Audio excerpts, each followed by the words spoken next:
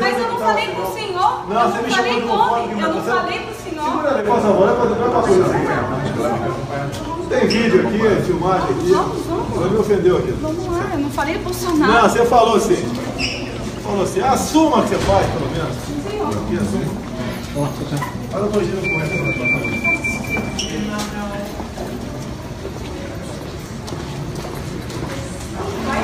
Aí tem gente se sentir ofendido porque chamou de homofóbico.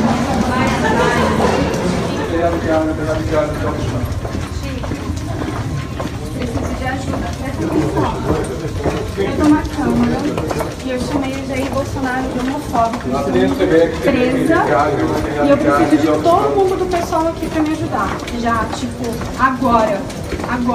Eu tô indo presa na Câmara, sei lá pra onde os caras estão me levando. Deve ser socorro, velho, manda geral. Falou. Alfa 3.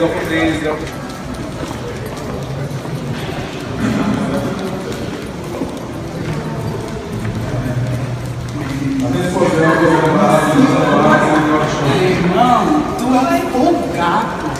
Tu é um folgado. Preto, não me fala, tá de boa. Esses caras sabem que É anormal, mano. É anormal.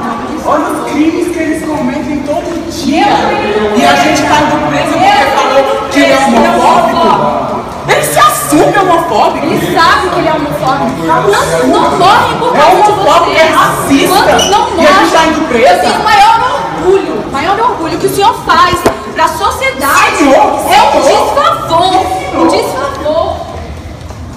E eu vou presa. Você, com seu discurso de ódio nojento, você apoia a ditadura. E eu tô indo presa. E aí? Tudo bom? O que você acha que ele queria que fizessem com a gente aqui? O que você acha, o cara que apoia a ditadura?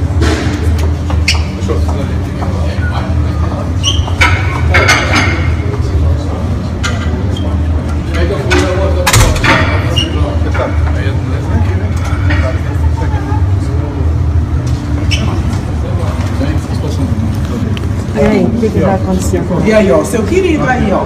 E veio rindo com a minha inteira. Eu vou presa. Eu vou presa. Quem está sendo preso?